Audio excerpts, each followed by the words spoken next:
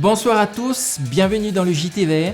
Ce soir, nous poursuivons notre rencontre avec les représentants de l'Agence de l'environnement et de la maîtrise de l'énergie.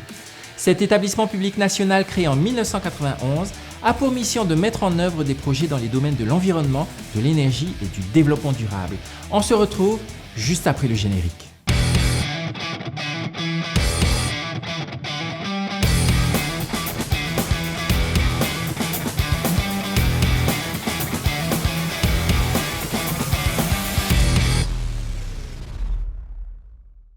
Volontaire pour agir pour notre Fénois, il est parfois difficile d'obtenir des informations précises sur des opérations de nettoyage, des événements organisés en faveur de l'environnement ou toute autre manifestation. Pourtant, les réseaux sociaux regorgent de pages et d'événements consacrés à la préservation de notre Fénois. Alors justement, premier conseil, consultez la page Facebook Forum du Fénois durable. Administrée par l'association Manuiti Faaora, elle vous donnera accès à un annuaire des acteurs du développement durable au Fénois et surtout à un agenda des événements auxquels vous pourrez participer. Pas facile de correspondre avec les activités déjà prévues, l'opération a lieu bien trop loin, pas de problème. Deuxième conseil, et si vous organisiez votre propre opération, plus de soucis de temps, de lieu ou d'organisation, un petit coup de fil aux amis, un rendez-vous pris dans un lieu que l'on choisit et hop, l'opération peut commencer. À la mer, à la montagne, dans les vallées ou sur les routes, il y aura toujours un endroit pour réaliser votre opération. Alors n'attendez plus et passez à l'action. L'ADEME en Polynésie française apporte son soutien à des projets de développement durable de notre Fénois. Nous retrouvons Sandrine, Heyava et Samy pour la suite de nos entretiens. On a des orientations, des préconisations, surtout dans le domaine de l'énergie, qui sont faites en métropole et qu'on duplique ici finalement et qui peuvent s'adapter. Donc évidemment, il y a des choses très spécifiques sur la question des déchets, par exemple les filières REP qu'on ne peut pas mettre en place ici, et puis tout le traitement des déchets effectivement qui est très différent.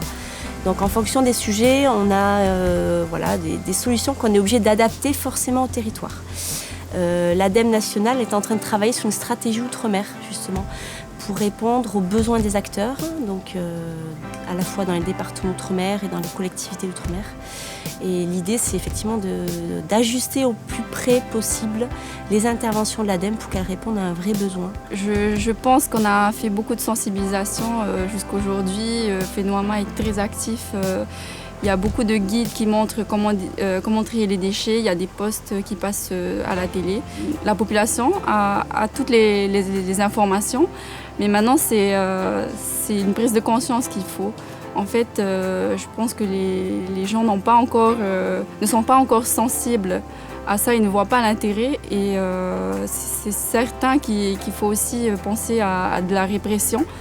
Maintenant qu'on a effectué beaucoup d'actions de sensibilisation. Et il y a de plus en plus d'alternatives pour une consommation plus responsable.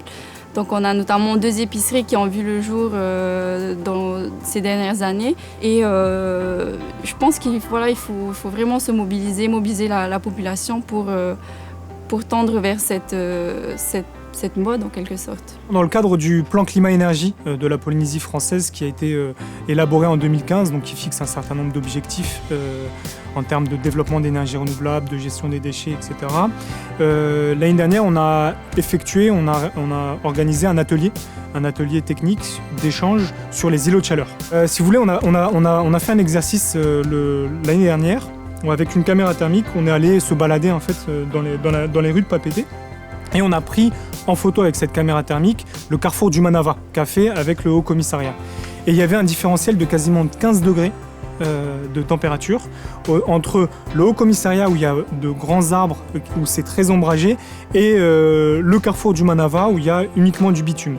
Et effectivement, cette logique de réflexion d'urbanisation avec l'ajout de végétation et d'arbres qui permet de donner un vrai élan de fraîcheur lorsqu'on se balade. Donc malheureusement, on est vraiment au tout début de ces logiques-là. Donc on a beaucoup travaillé sur la conception du bâtiment.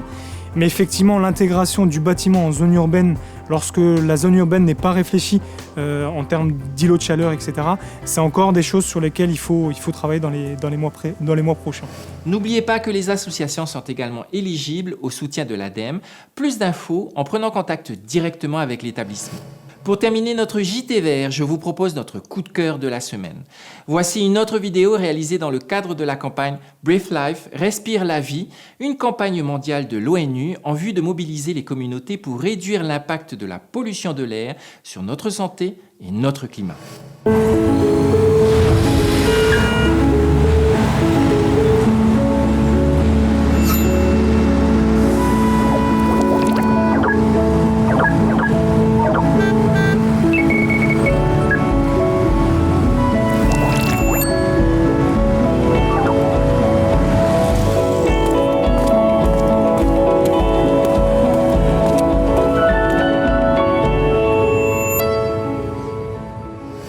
Voilà les amis, le JT Vert est maintenant terminé.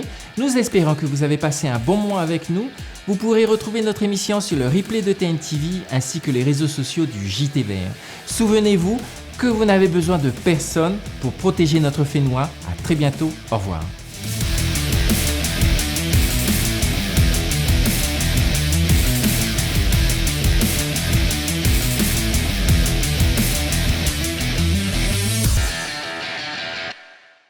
Prochainement dans le JT Vert, dernier épisode de la saison, dimanche prochain, nous reviendrons sur ce qui a fait l'actualité de notre saison au JT Vert.